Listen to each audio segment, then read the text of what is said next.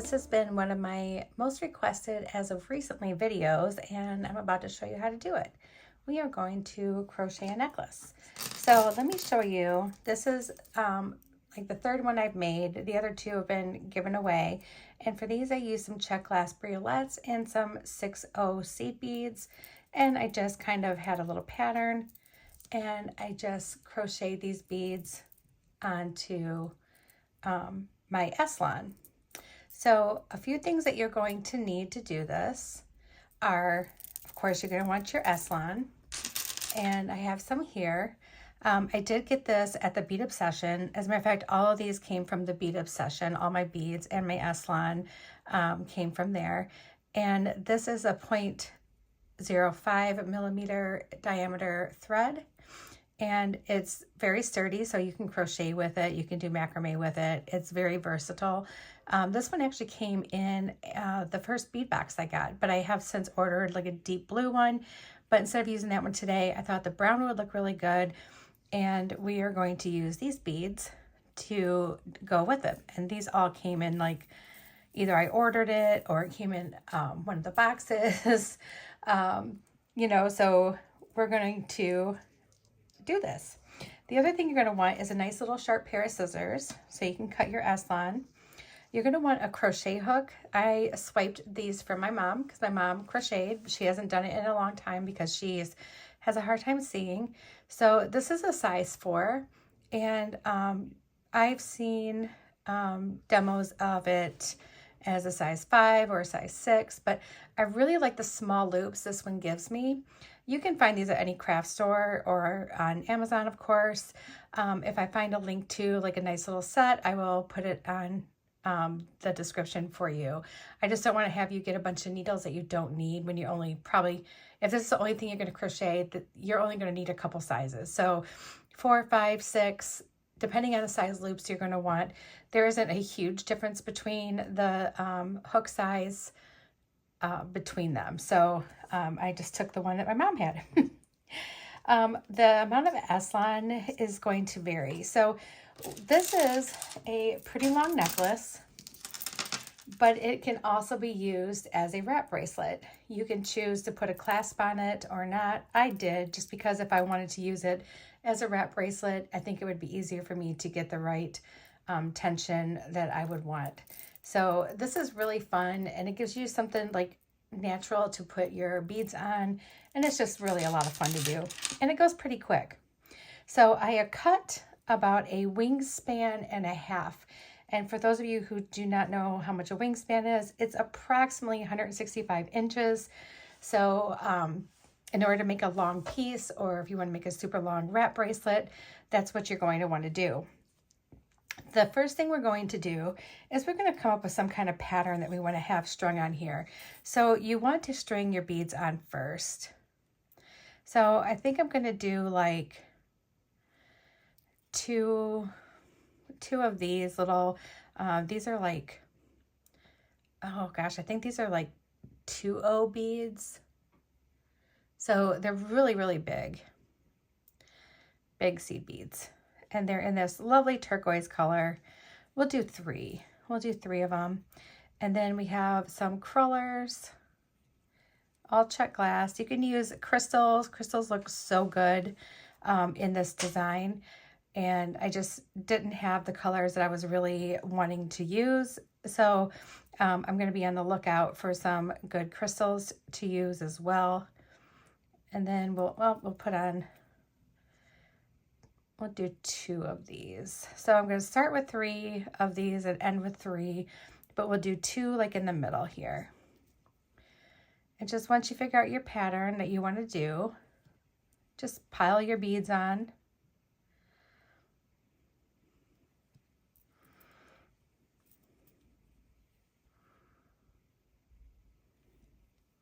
And it also depends too how much chain you want in between. A lot of times, like the ones I've been doing, I've been putting like 2 or 3 like little chains, like little links in between each bead, which has been a good amount of spacing. But if you want more space in between, you absolutely can do that too.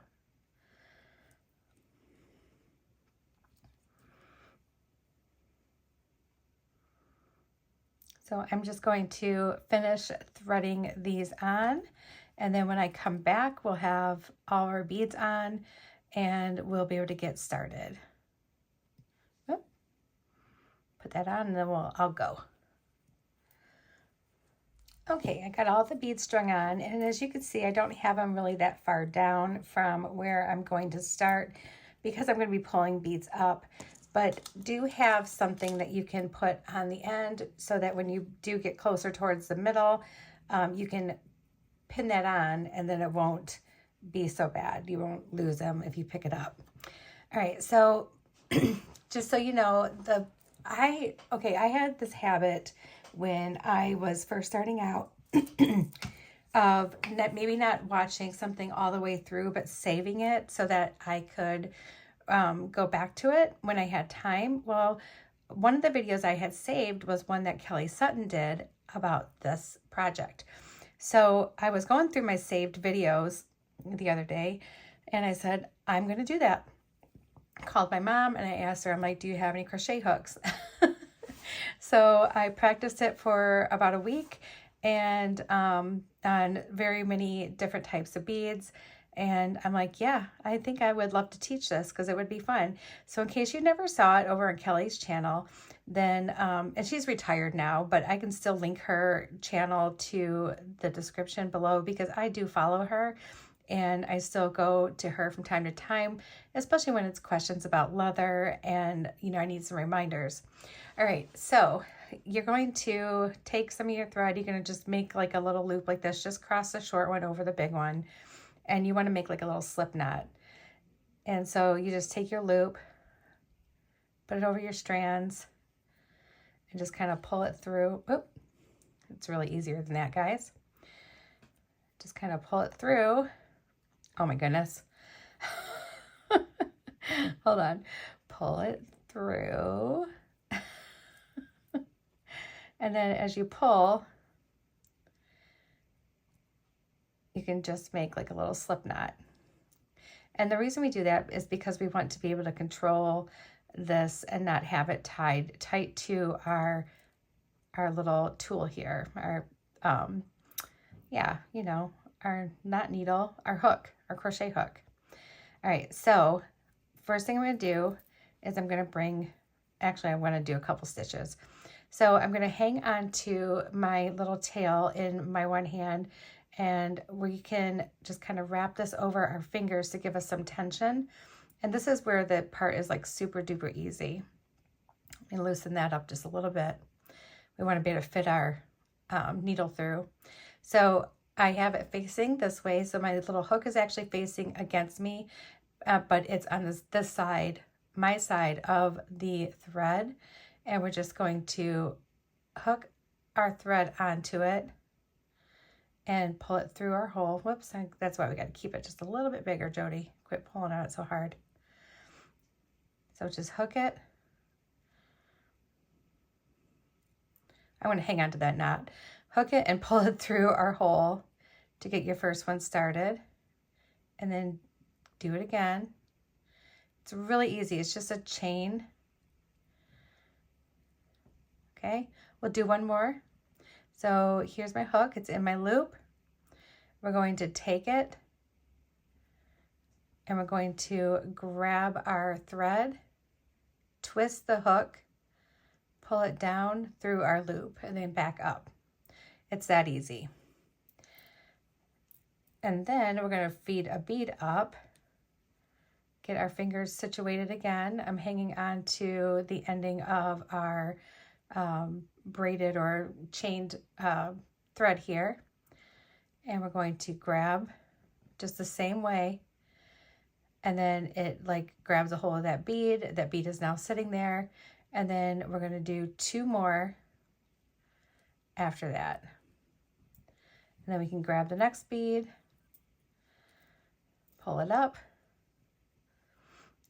It's really easy, and this is one of those fun things that you can do just while watching TV.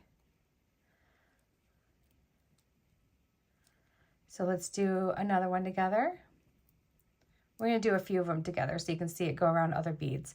We're going to pop that bead up there, I'm now pulling my little strand of beads down just a little bit, kind of give myself some tension. I just wrap it between some fingers until it feels comfortable. And then that bead is now down towards my chain stitch there.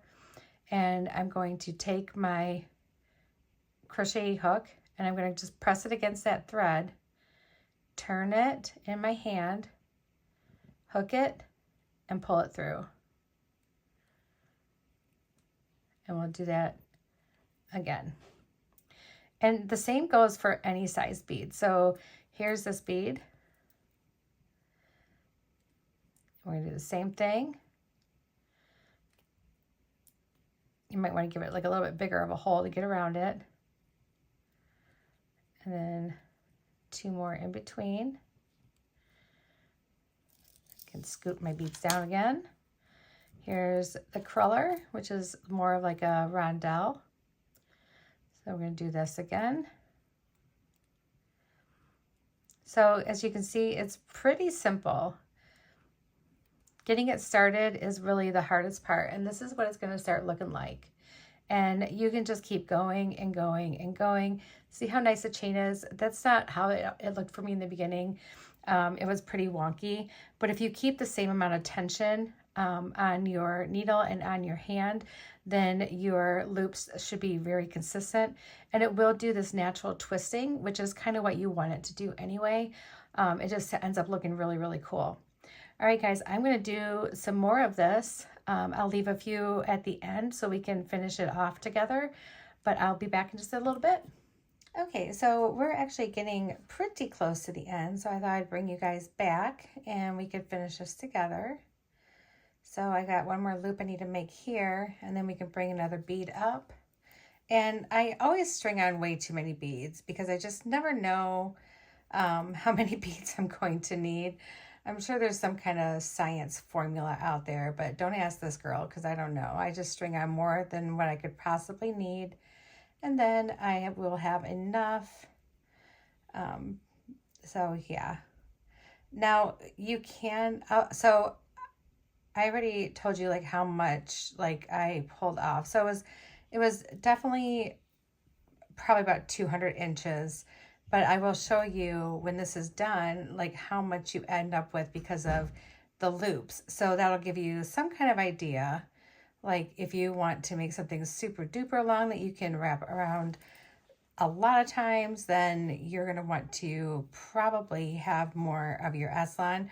And I do recommend buying it by like the larger spools just because you have more available.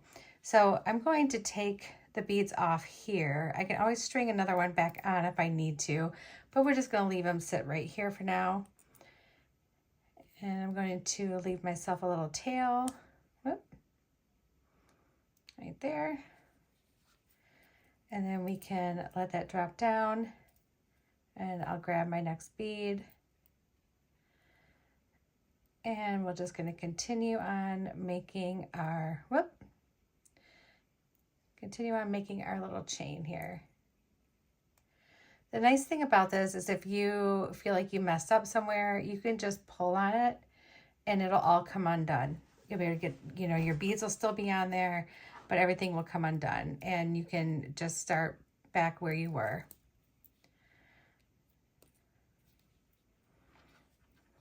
Let's pull another bead up. Oh yeah, we're definitely getting down low here. Let me just scoot those off there.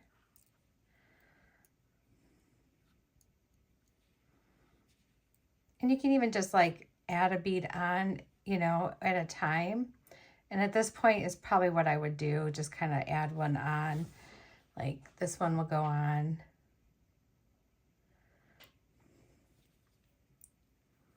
And then you just need somewhere to hang on to it snugly. And this is probably gonna be the last one we do, because as you can see, we are down to nothing. All right, so this is going to be like a little bit shorter of a necklace, but it's gonna be just like a single strand. What I had thought about doing was making a multi-strand necklace and have this be like one of my strands and then make one a little bit longer and so on. you can definitely do that, or you can just leave it as is and have like a little shorter strand necklace that you can wear with other things, wear on its own, or you can even make it into a bracelet. So, which I will show you that in a moment here. So the one thing we are going to do is I'm going to take this loop. I still have my loop here. I'm going to take this tail and put it through our loop, and we're just going to secure the end of this. Oop. There we go. And now that's secure. And I'm just going to kind of pull on this just to kind of get it all like stretched back out, because some of it you might kind of kink up a little bit as you go, and then it just makes it really nice and neat. So just kind of give it a little tug, and you see how it kind of flip-flops over and around? That's what you want. You want it to look like that. All right, so now we're going to tie this on to our jump ring. And you can do a little barrel knot if you like. You can just do a couple overhand knots and glue it. I'm probably wanting to do a little barrel knot, and this makes a really skinny little barrel knot. So you can just grab your little tube.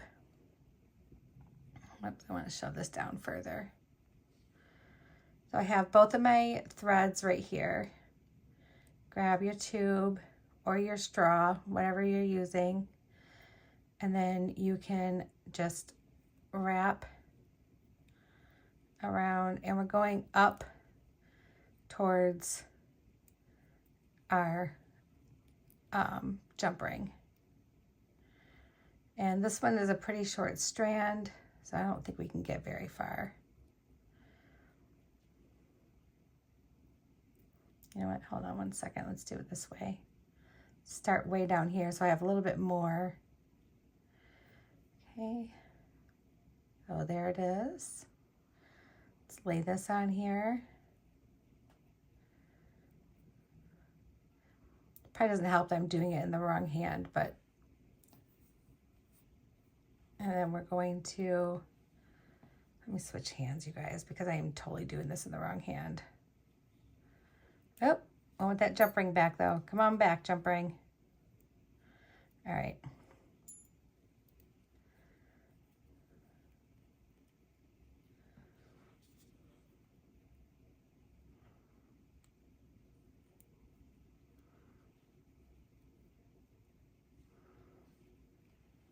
And then we're just going to wrap around,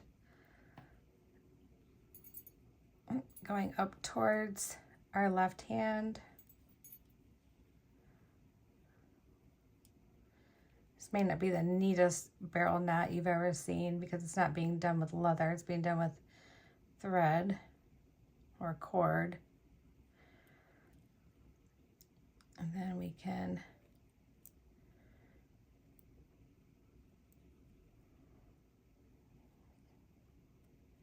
I think this might be too short of a strand. I can probably do it on the other side. Let's just do a couple, like a little double knot here.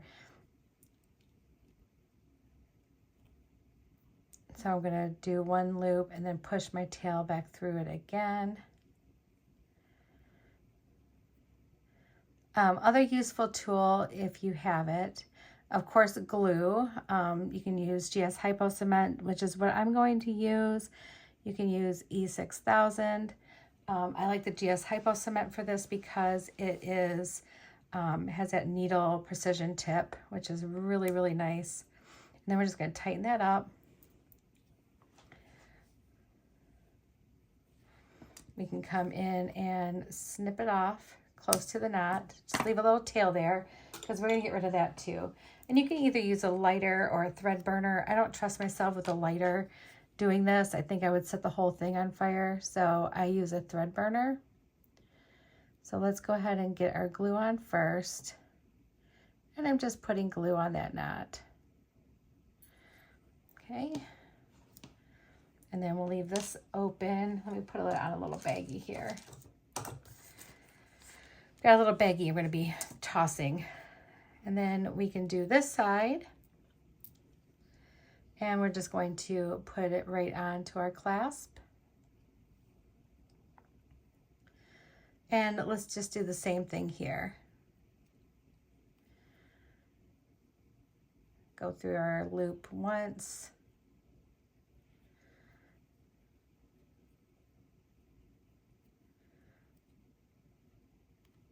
And twice.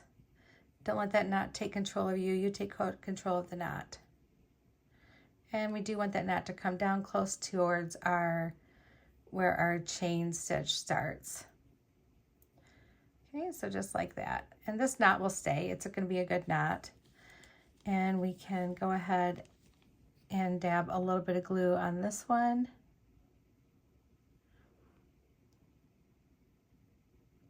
You don't need much. A little dab will do ya. And pull the garbage off of it so that we can get our little needle back inside of our tip there. This is almost always the most challenging part for me. It's like I get so close, but yet I'm so far away.